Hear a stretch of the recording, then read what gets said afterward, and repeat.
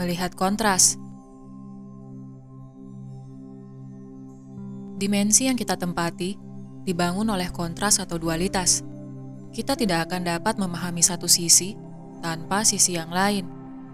Sebagai contoh, kita tidak akan mengetahui bahwa kita adalah wanita jika tidak ada pria.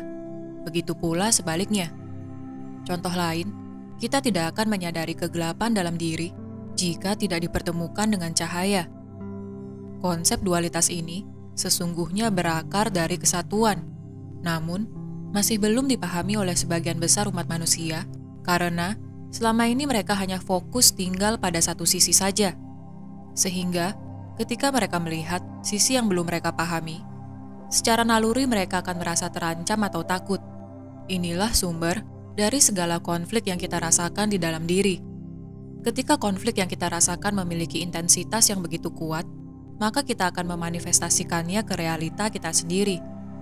Bayangkan, ketika banyak orang hanya berada pada salah satu sisi dan meyakini bahwa perspektifnya sebagai kebenaran mutlak, maka peperangan tidak akan bisa untuk dihindari.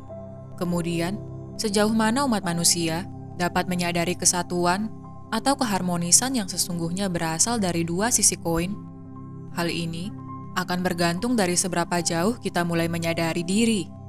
Pemahaman akan dualitas tidak bisa kita telaah atau pahami tanpa melihat segalanya dari perspektif yang netral. Ketika kita masih ingin adu argumen atau merasa paling jika dibandingkan dengan yang lain, maka kita akan terus-menerus berada pada satu sisi koin. Jika kita hanya berada pada satu sisi koin tanpa memahami adanya sisi yang lain, bagaimana kita menyadari bahwa kita adalah bagian dari koin yang sama?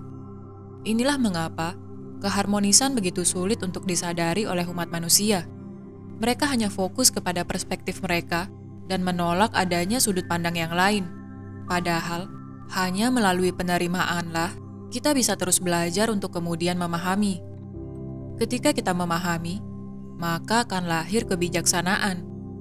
Ketika kita sudah menjadi bijak, maka kita akan menyadari cinta kasih. Apakah cinta kasih hal yang bisa dipelajari? Tentu bisa. Kita harus yakin bahwa segala kejadian hidup yang kita alami pada akhirnya akan membawa kita pulang kepada cahaya dalam diri. Kita akan dipertemukan dengan orang-orang yang membantu kita memahami kontras atau dualitas dalam hidup. Sebagai contoh, kita hanya dapat merasa serba kekurangan ketika kita bertemu dengan orang yang penuh dengan kelimpahan. Begitu pula sebaliknya, kita hanya dapat menyadari kelimpahan ketika kita sudah memahami makna dari kekurangan. Ketika duduk hening, mulailah untuk menarik benang merah dari segala perjalanan hidup kita semenjak kecil. Di bangku sekolah, apakah kita pernah bertemu dengan anak yang begitu unggul dalam pelajaran? Jika kita tidak bertemu dengan anak tersebut, kita tidak akan bisa mengukur sejauh mana kemampuan kita. Contoh lain, ketika kita memberikan segala energi yang kita miliki kepada orang lain atas dasar ego yang kita pikir adalah cinta, pada akhirnya kita akan menyadari bahwa yang kita berikan bukanlah cinta, namun ego belaka. Hanya dengan kejadian-kejadian tersebutlah, kita dapat terus memahami dualitas yang ada di dalam diri kita sendiri.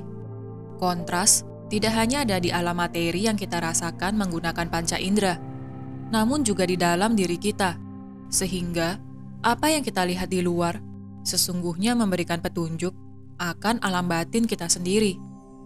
Kemudian, bagaimana cara kita untuk dapat melampaui kontras atau dualitas yang selama ini membuat kita merasa berada dalam kesengsaraan? Sadarilah bahwa kontras adalah drama kehidupan yang begitu harmonis. Satu sisi tidak akan lengkap tanpa sisi yang lain. Kita hanya perlu memahami bahwa keduanya ada dan saling berdampingan. Kuncinya hanyalah pengaturan fokus. Jika kita tidak ingin merasa kekurangan, maka kita harus fokus kepada kelimpahan.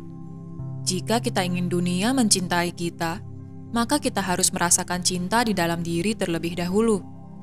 Inilah pelajaran mengenai pengaturan fokus dan kontras, di mana kita hanya dapat menikmati drama tersebut dengan menjadi sadar.